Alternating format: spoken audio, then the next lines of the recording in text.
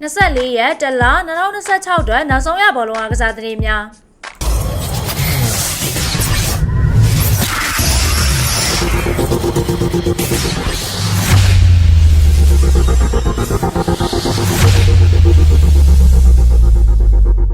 အားလုံးပဲမင်္ဂလာပါရှင်ကိုဆိုစပေါ့ channel လေးကနေပြန်လည်ကြိုဆိုလိုက်ပါတယ်ဒီနေ့ပြပြပေးမယ့်သတင်းအကြောင်းအရာလေးကတော့အေဗာဒန်ကွင်းလယ်လူချင်းကာတာဟာအေဗာဒန်အသင်းနဲ့2030ခုနှစ်ဇွန်လအထိစာချုပ်သစ်ကိုချုပ်ဆိုဖို့သဘောတူညီချက်ဟာပြီးဆုံးသွားပြီဖြစ်ပါတယ်မက်စစ်တပ်တိုက်စစ်စားသမားတင်မီအီဘရာဟမ်ဟာအက်စတိုဗီလာကိုပြောင်းရွှေ့ဖို့ကိုရေးကိုတာသဘောတူညီချက်ကိုရရှိခဲ့ပြီးနောက်မက်စစ်တပ်နဲ့လည်းမူရနှုံအပြစ်သဘောတူညီချက်ကိုရရှိခဲ့ပြီဖြစ်ပါတယ်ဂျီယိုနာတိုက်စစ်စားသမားရာဆာအပရီယာဟာဂါလာတာစာရေးကိုပြောင်းရွှေ့ဖို့နှုံအပြစ်သဘောတူညီမှုကိုရရှိခဲ့ပြီဖြစ်ပါတယ်ကနဦးငါးစာချုပ်မှာပွဲထွက်ခွင့်ဝယ်ယူခွင့်သဘောတူညီချက်များပါဝင်ပါတယ်နောက်ဆုံးပြောင်းရွှေ့ကြေးယူရို23သန်းလည်းရရှိနိုင်ပါတယ်စူပါပါမီရှင်အဘရီမာတန်ကာရာဟာဘာစီလိုနာနဲ့စာချုပ်တစ်ရပ်ကိုတရားဝင်ချုပ်ဆိုလိုက်ပြီဖြစ်ပါတယ်စာချုပ်ဟာသူ့အသက်16နှစ်ပြည့်မဲ့မတ်လမှာအသက်ဝင်မှာဖြစ်ပါတယ်သူကစပိန်တိုက်စစ်ကစားသမားဂီမီယာနွယ်ဖွားဖြစ်ပြီးအနာဂတ်အတွက်ဘာစီလိုနာကအဆင့်မြင့်သတ်မှတ်ခံထားရပါတယ်သူဟာဘောလုံးကိုကျွမ်းကျင်စွာကင်တွယ်နိုင်ပြီးတောင်ပန်ကစားသမားသို့မဟုတ်ကွင်းလယ်တိုက်စစ်ကစားသမားဖြစ်ကစားနိုင်ပါတယ်။ဘိုင်ယန်တိုက်စစ်ကစားသမားမိုက်ကယ်အိုလီဆေးဟာ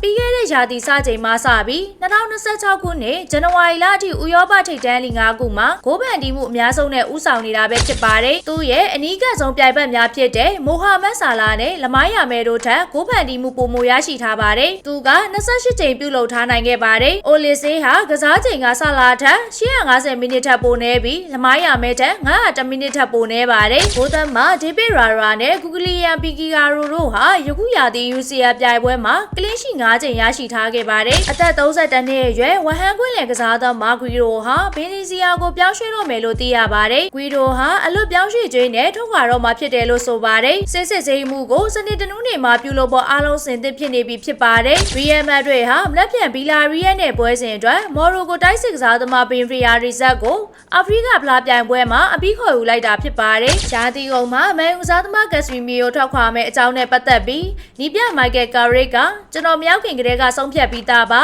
သူနဲ့ကျွန်တော်ဆွေးနွေးပြီးပါပြီသူကလည်းကောင်းကောင်းဆုံးသက်ချင်နေတာဖြစ်တာကြောင့်သူ့ဘောလုံးဝတန်တရားမရှိပါဘူးလို့ဆိုလိုက်ပါတယ်စပါကွင်းလေလူကတ်ဘာဘေးဟာသူ့ရဲ့ခြေချင်းဝစ်ကိုခွဲစိတ်ကူတာဖို့ခံယူတော့မှာဖြစ်ပါတယ်သူဟာ3လလောက်နားယူရနိုင်တယ်လို့ဒဆန်းကနေဖော်ပြလိုက်ပါတယ်ဇန်နဝါရီပြောင်းရွှေ့မှုသစ်စတင်ခင်အငှားစာချုပ်ဖြတ်သိမ်းခံခဲ့ရပြီးဖီအင်နုကထွက်ခွာဖို့စီစဉ်ထားတဲ့တိုက်စစ်မူဆိုင်လာရင်ကိုအသင်းလေးသင်းကခေါ်ယူဖို့စိတ်အားထက်သန်နေပါတယ်မကြာမီဆုံးဖြတ်ချက်ချတော့မယ်လို့လည်းသိရပါတယ်ကမ္ဘာဖလားမတိုင်မီပုံမှန်ပွဲကစားချိန်ရရှိဖို့အခမ်းကဏ္ဍအသစ်အတွက်အဆင်သင့်ဖြစ်နေပြီဖြစ်ပါတယ်အဆုံးထိအားပေးကြတဲ့ဘောလုံးပရိသတ်များအားလုံးကိုအထူးပဲကျေးဇူးတင်ပါတယ်ရှင်အားကစားသတင်းတွေကိုနေ့စဉ်တင်ဆက်ပေးမှာမလို့ကိုဆိုရဲ့ YouTube channel လေးနဲ့ TikTok account လေးကိုလည်း like and subscribe လုပ်ထားပေးပါဦးနော်